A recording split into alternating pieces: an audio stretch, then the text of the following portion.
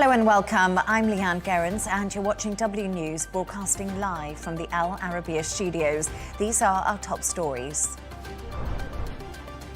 Putin begins his two-day trip of India as he prepares for trade talks with longtime ally Narendra Modi. US and Ukraine negotiators will meet in Miami to discuss ongoing peace plans as Ukraine accuses Putin of wasting the world's time. And Prince Harry is called cringeworthy and embarrassing as he makes his return to TV.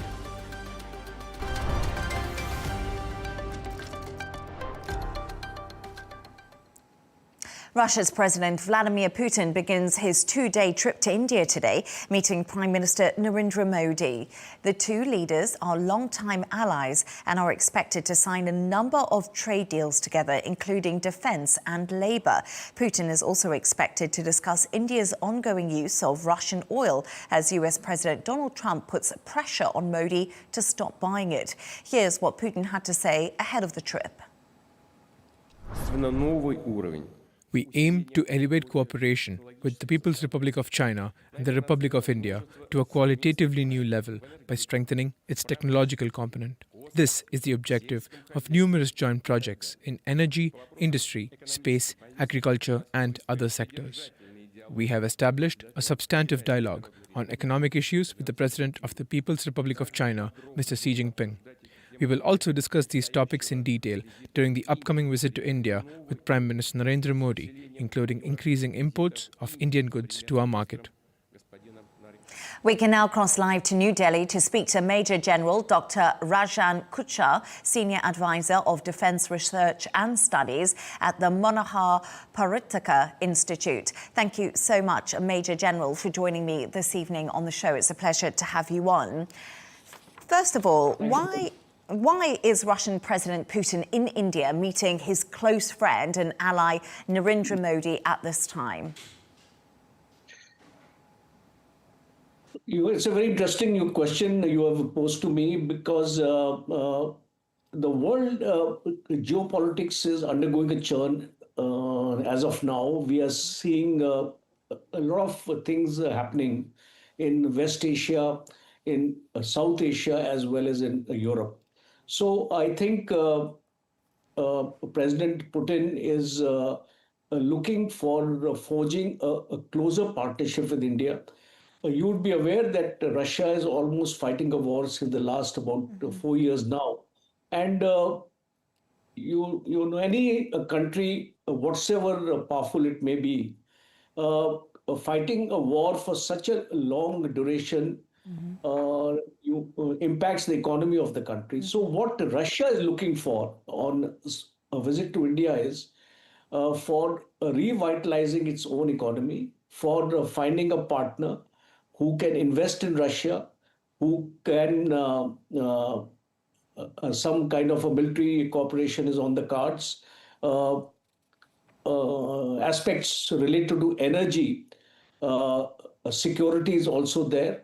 And then we are also looking at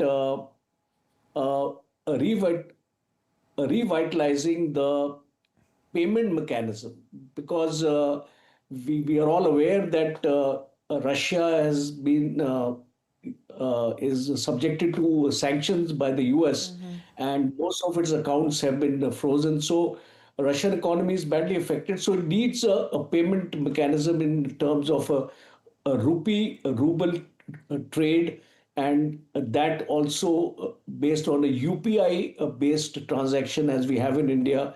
A similar kind of a mechanism is there in Russia. So it will be a one-to-one transaction without involving the dollar or without involving any mechanism or established mechanism of the Western. If I could just ask you, Major General, it's really interesting because you do say to me that geopolitical shifts are happening in the world, and also Russia is looking to revitalize its own economy because of this 4-year war with Ukraine that has been happening. And analysts are saying that we are going to see very big deals signed between Putin and Modi on this trip. You mentioned security there, but what are the key elements of this bilateral agreement between the two countries? You see, what I've been able to understand after speaking to the people who are in the Ministry of External Affairs, as well as people who are dealing with these subjects, we are looking at prominent defense deals in terms of S-400, air defense system, because India is looking to strengthen its air defense capability, especially after Operation Sindoor. And we have contracted 5 squadrons of S-400 from the Russians, but we have got only 3 so far. So the first aspect is we're looking at the balance 2 squadrons in maybe about a year's time. The second aspect is we are looking at 5 additional squadrons of S-400 from the Russians, because you would be aware that India has 2 major hot fronts. One is the western sector and one is the northern sector. So we need to reinforce the threats on this sector. We have a 15,000 square kilometers of boundary with our other nations. So we need to reinforce that aspect. But the second aspect is that, and it's very interesting here to talk about it, is the S-500 air defense system, which the Russians have brought on the table. And why it is important is because it is going to bring a paradigm change into the air defense architecture of our country. We'll be able to handle the hypersonic threats as well as the stealth aircrafts, 5th generation aircrafts, which possibly China is likely to give to Pakistan. So these are the 2 areas of stealth and hypersonic, and a near space capability to intercept ballistic missiles which can be fired by the adversary. And oh, I do apologise, Major General, sorry. We don't have that much time, but I did want to actually ask you a little bit about, as the leaders are meeting and you're speaking to me, they're looking to strengthen that strategic cooperation between India and Russia. What is the complications now? And that's in light of President Donald Trump's pressure on India to agree to a trade agreement with the US and to stop buying Russian oil. How much is this impacting the relationship between India and Russia at the moment? Because India's got to walk a tightrope here. Yes, I entirely agree with you. India is walking a tightrope as far as the oil purchases are concerned. We've already, a lot of our private oil companies have already reduced their imports from Russia in view of the sanctions. So possibly a way is being found out that how we can circumvent this problem and how this oil supply can be restored, because it's very beneficial to the Indian economy if the Indians continue to import oil from the Russians in the volumes they have been doing earlier. Almost 36% of our total imports of oil are from Russia, which 4 years back was only 3%. So there has been a great impetus onto this. So we are getting into those payment mechanisms and how this problem can be circumvented. At the same time, we don't want to spoil our relationship with the United States. Our trade agreements are ongoing, and we hope for a resolution very soon. Recently, you will be aware that India has placed orders on Javelin missiles and S-caliber ammunition on the Americans. So we have a robust American partnership going. We don't want to displace that partnership. At the same time, there has to be a balancing act between Russia and India. And my last point is that we are hoping that the war with Ukrainians is going to end soon, because that would be the defining moment for the Russian and Indian partnership, because this war has created a situation where sanctions were placed on India, and I would like to wish, and I would like to emphasize on your channel that all efforts must be undertaken by the Russians and the Ukrainians to come to a settlement. I believe there is a Trump peace plan, a 28 or 29 point peace plan, which has to be executed. Yet an agreement has to take place on that peace plan. So I'm hopeful, and Prime Minister Modi is going to emphasize to President Putin to consider an early ceasefire. Major General Dr. Rajan Kochhar, it was brilliant to speak to you. Thank you so much for your thoughts on my show. Let's continue this conversation now with Dmitry Novikov, Professor at HSE in Moscow. Dmitry, I don't know if you could just hear the guest I had on before you, but he was speaking to me about India wanting to end this war that Russia is now 4 years deep in when it comes to Ukraine. Do you think that's something that Modi and Putin will be discussing on this trip? And is it a possibility that Modi could get Putin maybe to agree to an early ceasefire?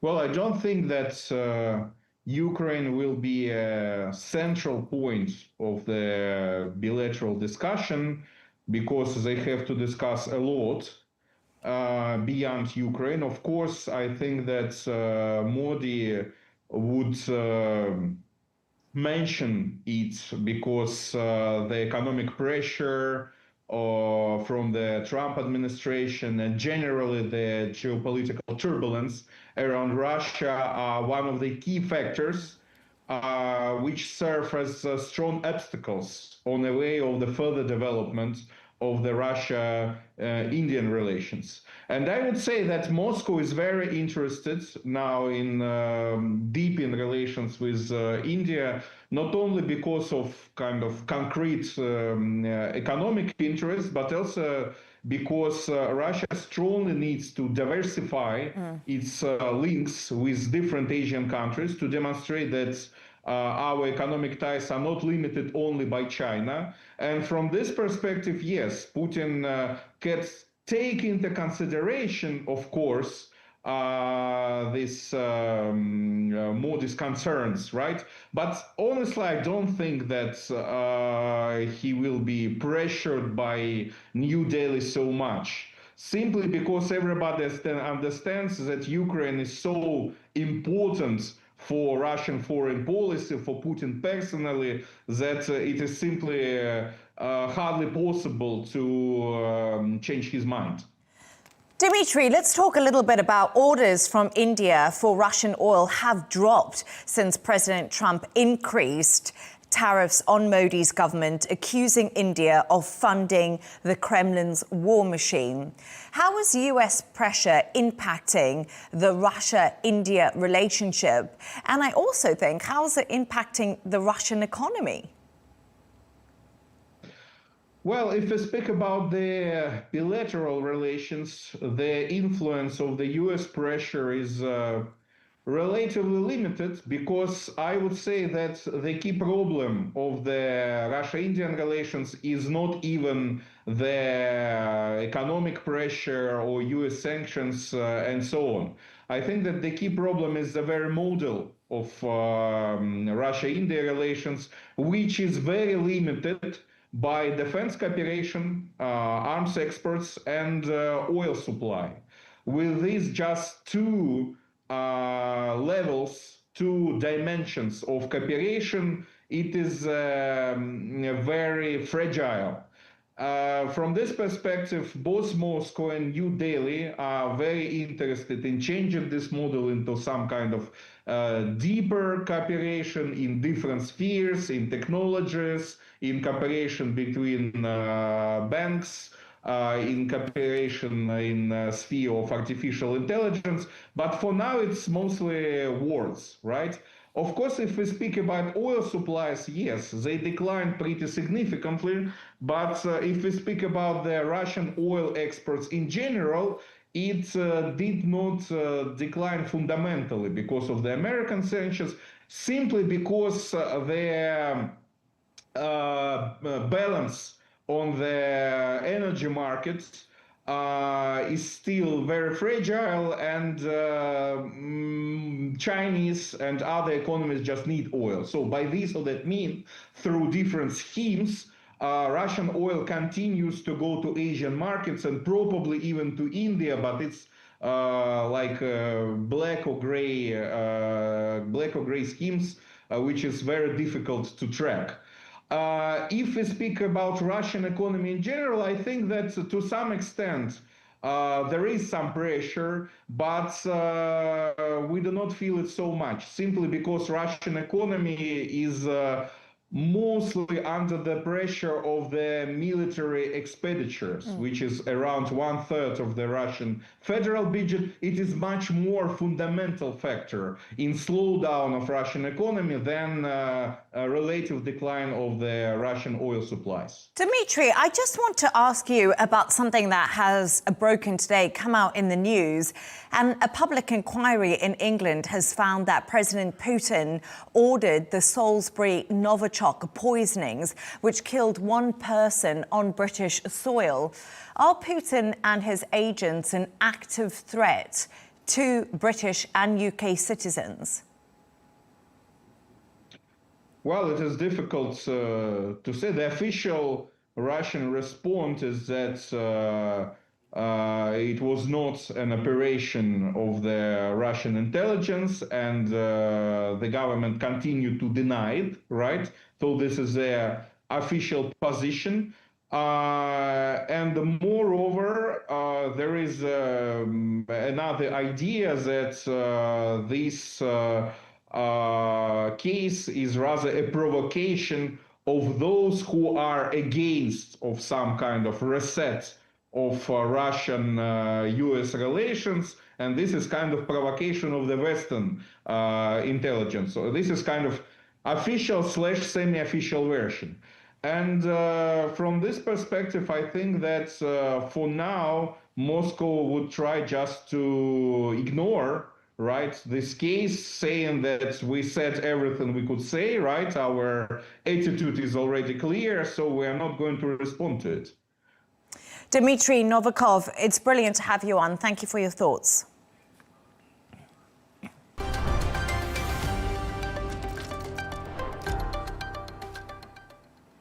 Now, US Special Envoy Steve Witkoff is meeting Ukraine's head of National Security Council in Miami today, days after his trip to Moscow. Despite spending hours with President Putin, the US peace plan seems no further forward. Ukraine has accused Putin of wasting the world's time. Meanwhile, President Trump maintains the Russian president would like to end the war. Take a listen. That was their impression. Now, whether or not, that was their impression. You know, their impression was that they'd like to see, he would like to see the war ended.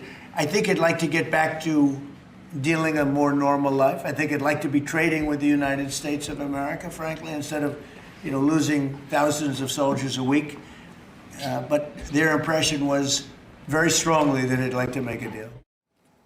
For more on this, I'm joined from Washington by our correspondent Kate Fisher. Kate, Steve Witkoff's been a busy man of late, but what can we expect from these talks, given what we've just heard, of course, from President Trump there and President Putin a little bit earlier?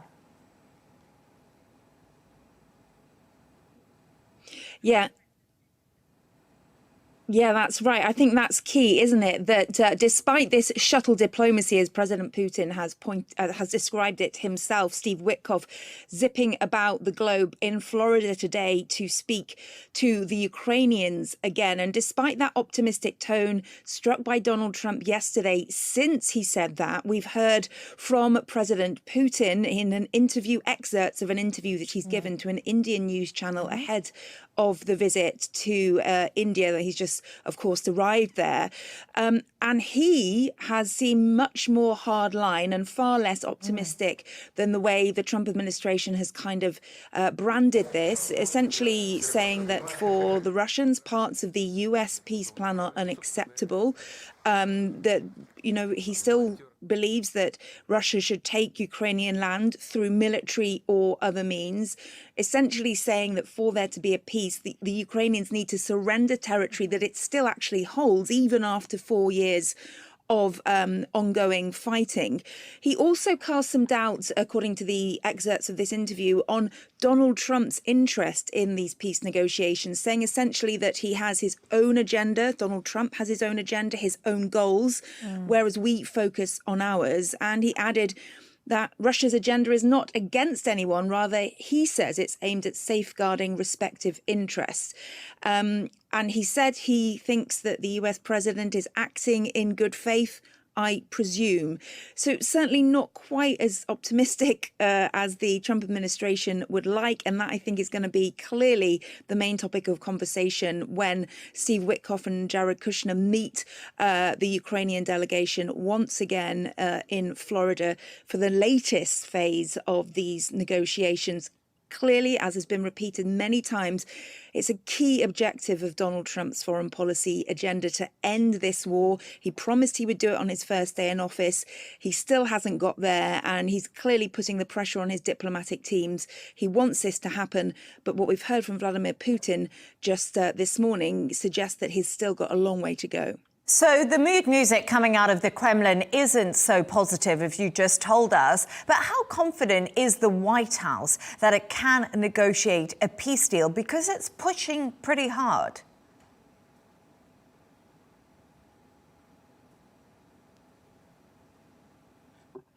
Oh, it clearly is, kind of feels intractable right now. But Donald Trump, the last we heard from him yesterday, appeared, as you just heard there, relatively confident in the fact that he could do it. He said that his negotiating team, Steve Witkoff and his son-in-law, Jared Kushner, had said to him that they believe that Vladimir Putin does want a deal. That was before we heard his comments this morning.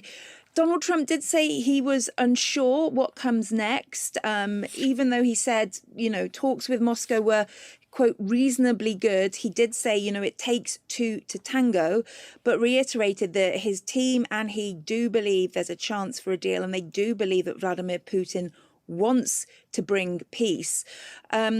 But if you look at some of the excerpts that we got from this interview that Vladimir Putin did in India, it's not even clear whether Ukraine and Russia are talking about the same version of the US peace proposal, because the original 28-point plan that was leaked and widely criticized as pro-Russian was reduced to 19 points after talks with US talks with Ukraine, and they removed some of the sections that were unacceptable to the Ukrainians. But in this interview, Vladimir Putin talks about the US proposal consisting of 28 points. So it's not even clear whether the two sides are actually talking about the same proposal. I think that will also be one of the topics of conversation in Florida this afternoon.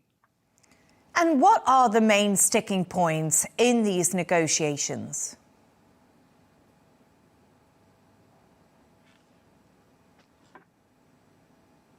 Yeah, what's making this so intractable essentially is that Vladimir Putin all along has had these maximalist demands. He wants part of Ukraine, well, he wants all of Ukraine to be back under Russia control, but certainly he wants the areas that the Russians have captured and extra territory that is still in Ukrainian hands. And that is a red line for Ukraine. It does not want to give up territory that it currently holds.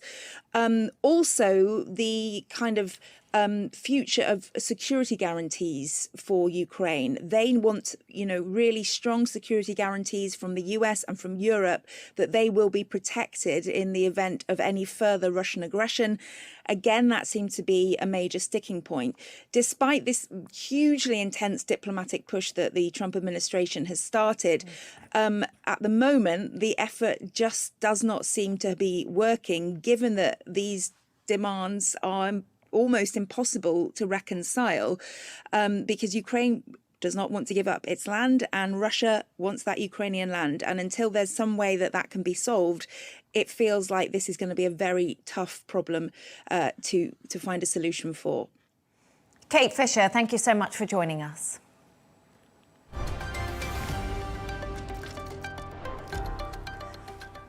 Let's take a look at some of the other stories making the headlines today.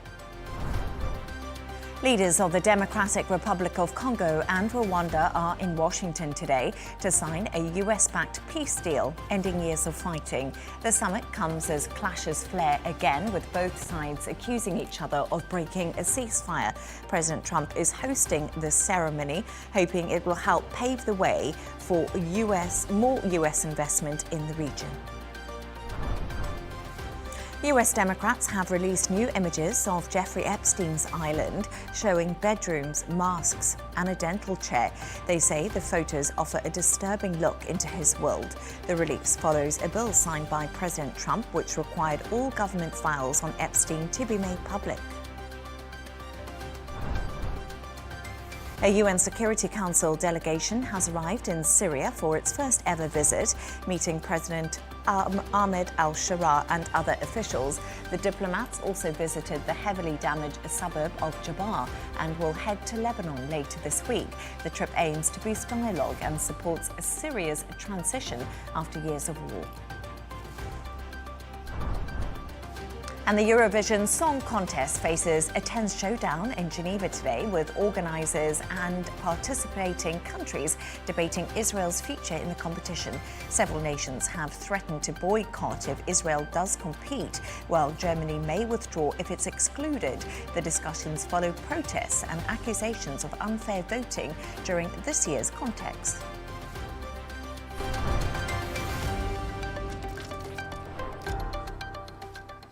French President Emmanuel Macron has told Chinese leader Xi Jinping that the two countries must overcome differences during talks centered on economic cooperation. In Beijing, the two leaders also discussed the conflict in Ukraine, as well as redressing global economic imbalances. Jan David reports. Smiles and handshakes as the leaders of China and France greet one another in the Chinese capital, accompanied by their wives. Emmanuel Macron's trip comes as Europe seeks to balance its economic and security concerns with its reliance on the world's second largest economy for trade. Ahead of talks, a welcome ceremony was held at the Great Hall of the People, where the two heads of state inspected a guard of honor. There were enthusiastic cheers from children waving flags. With Washington putting a squeeze on global trade, Beijing wants to present itself as a partner for business. But many divisive political issues remain unresolved. Tensions are growing, in particular over China's soaring trade and investment imbalances with Europe, as well as export-led growth. President Xi, meanwhile, said Beijing's next five-year plan would offer opportunities for French industry, despite its repeated emphasis on self-reliance. Macron's trip to China comes on the back of a meeting with Ukraine's President Volodymyr Zelenskyy in Paris as ceasefire efforts continue. In a press briefing following talks, he called on Xi to help and to refrain from giving Russia the means to continue the war. This is key for the coming winter, as civilian infrastructure, in particular energy infrastructure, is still under Russian fire today. But more broadly, we must work together to achieve a just and lasting peace which respects international law. Xi, for his part, called on Macron to stabilize relations between the two sides. Regardless of the changes in the external environment, both sides should consistently demonstrate the independent and strategic vision of a great power, and strive to understand and support each other on issues related to their core interests and major concerns.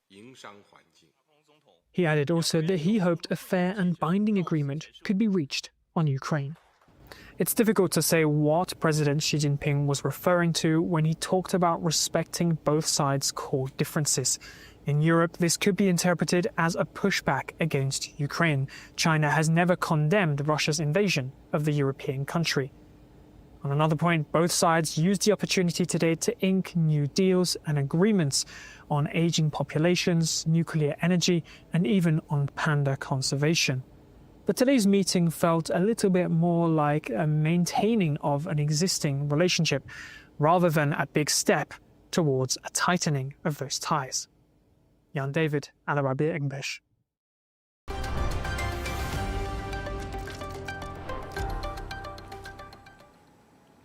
Prince Harry has been called cringeworthy and embarrassing after his latest TV appearance on The Late Show with Stephen Colbert. The Duke of Sussex mocked President Trump, claiming Americans had elected a king. He also said the US were obsessed with royalty, prompting boos from the audience. Take a listen. Well, you Americans are obsessed with Christmas movies, and you're clearly obsessed with royalty, so why not? Hold on. Look, I wouldn't say we're obsessed with royalty. Really? I heard you elected a king. That's a fair point. No, he's got a point. And after making such a big deal about my great-great-great-great-great-grandfather George III. Well, he was kind of a jerk. Let's go live to Los Angeles to speak to royal commentator Kinsey Schofield. Kinsey, so great to have you on the show. Thank you for your time and for joining me. We just saw Prince Harry there. This TV appearance has been absolutely panned online, to put it nicely. Is the criticism warranted? I believe so. This feels like an assault. The Andrew Mountbatten-Windsor saga has already left the royal family exposed, and the king is trying to manage those issues while carrying out daily duties and undergoing regular cancer treatment. For Harry to stir up more controversy connected to the family only accelerates internal discussions about removing his titles. And it also comes during a current state visit. We're seeing King Charles being hosting the German president in the UK. What will Buckingham Palace make of Harry's comments on that show? I mean, you just talked about the current state visit. The palace put significant effort into a major state visit for President Trump to support diplomatic relations. And frankly, it's a slap in the face to President Trump as well, this little appearance, considering he agreed to ease up on Harry's immigration situation because of his personal respect and friendship with King Charles. So I think that Harry has put himself in a difficult position. I don't think this was cute. I don't think it was funny. If anything, this moment underscores that there is no path back for Harry. For those insisting he could still bring a value or as a valuable asset to the British royal family, he's just proved what a liability he is. You say there, Kinsey, he's a liability. You know, this proves it when we watch him on the show. Why do you think he's doing it? Do you think that Prince Harry is desperate for fame and to make way in the US? They've been trying to be in the spotlight, him and his wife, Meghan. What is this all about? What is his aim here? I think Meghan's objective has always been fame, but no one in the family is in regular contact with Harry. To me, this felt like lashing out. You know, and if his attempt at humor also wins him a little goodwill with Colbert's dwindling audience, that's simply a bonus for him. But I also think it shows a cold lack of empathy. You know, Harry going ahead with this skit while Thomas Markle is gravely ill reads as callous. I don't think that's something his mother would have ever done. And I don't know if you remember this, but Colbert accused Prince Harry's brother, Prince William, of an affair back in 2024 when the Princess of Wales secretly had cancer. Colbert did a monologue that deeply upset both the Prince and Princess of Wales. The woman he accused of having the affair with Prince William threatened to sue him. You know, and Prince William and Catherine were in such a difficult position at that time, under immense pressure, quietly navigating Catherine's cancer diagnosis and trying to protect their children from fear or confusion. And there's Colbert in the States, you know, stirring the pot. I think it shows an extreme lack of loyalty from Harry. And don't forget CBS, who Harry almost exclusively works with in the States, the same media entity, the only media entity in the United States of America to show images of Princess Diana dying in the back of her vehicle. So what does this now mean for the royal family and Prince Harry? We've been speaking about this ever since Brexit did happen and they left the family and they've tried to make their way. Do you think that we heard these rumours of possible, relations getting a little bit better? Do you think that's now all done and dusted and we won't ever see Harry back in the fold? I would be shocked if Prince Harry were invited to a King William coronation. My prediction is that the last time they will ever see one another will be at their father's deathbed. Harry just continues to dig the hole deeper. And I don't know who's advising him, but I would suggest in 2026, they clear house and they find some people with actual authority, because I feel like 2025 has been such an embarrassment of a year for Harry and Meghan. Keep in mind, this is the Colbert shoot is on a stop back from a Hilton Toronto, where the pay-to-play prince was talking to self-made real estate investors about how to be a leader and how to live a life of service. So for a fee, this guy will show up at a birthday party or an opening of a Walmart, apparently. I think that this has been a terrible year for them. And I don't think they've inched anywhere closer to any sort of reconciliation with the British royal family. And it's interesting because you said maybe they need people to advise him who are a bit better, but they do seem to go through staff pretty quickly. But Kinsey, Harry features on Meghan's Christmas special on Netflix. It's had the not so best reviews so far, once again putting it politely. Do you think there's still an appetite for the Sussexes in the US, across the world, on these big networks? I don't. There's a real lack of self-awareness that we're kind of over when it comes to Harry and Meghan. Some of my favorite headlines, The Standard said, absolutely do not try any of these crafts or recipes at home unless you also want to have a nervous breakdown. The Independent said, not fun, enjoyable, or even aspirational. The Guardian stressing, take anti-nausea pills, she's back. And The Telegraph calling it joyless and fake. I do think that we've had our fill, and that, watching a car crash can only keep you engaged for so long. At some point, you've got to move down the road and let it go. I think that the morbid curiosity is expiring with these two. And I also just wanted to ask you touched on it a little bit earlier for us, Kinsey, but we're hearing reports that Meghan's father is indeed in poor health. Do you have any more information about this? That's right. Thomas Markle is in intensive care after emergency surgery, according to his son, Thomas Markle Jr. He was undergoing scans and the doctor said his life was in imminent danger. We know he needs another surgery for a blood clot. And Thomas Jr. telling friends and family he's afraid this is his last Christmas with his father. So it would be the kind and gracious thing for Meghan to pick up the phone and potentially reconnect with her dad while she's trying to push this familyless Christmas special on Netflix. Kinsey Schofield, thank you so much for joining us and for speaking to me. Thank you.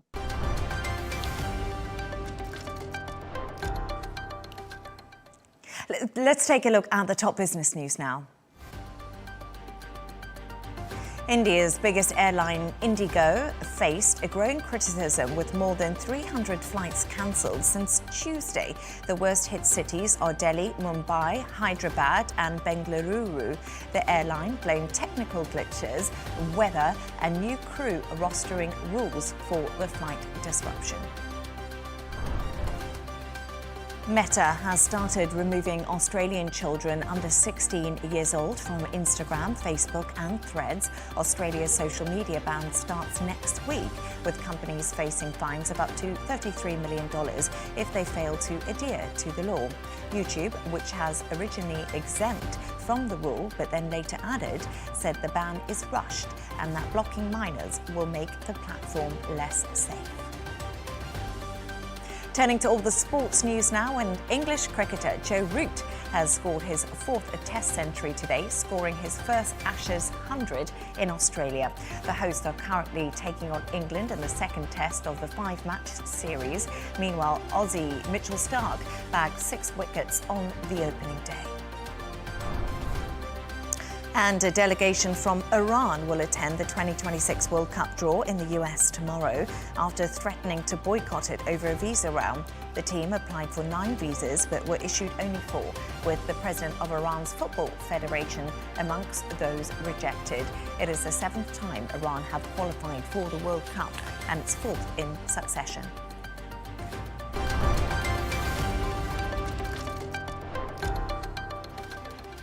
A reminder of our top stories. Putin begins his 2-day trip off India as he prepares for trade talks with longtime ally Narendra Modi. US and Ukraine negotiators will meet in Miami to discuss ongoing peace plans as Ukraine accuses Putin of wasting the world's time. And Prince Harry is called cringeworthy and embarrassing as he makes his return to TV. And that's all from us on W News. Don't forget to subscribe to our YouTube channel and, of course, follow us on X. We'll be back in a couple of hours with W News Extra. Goodbye and thank you for watching.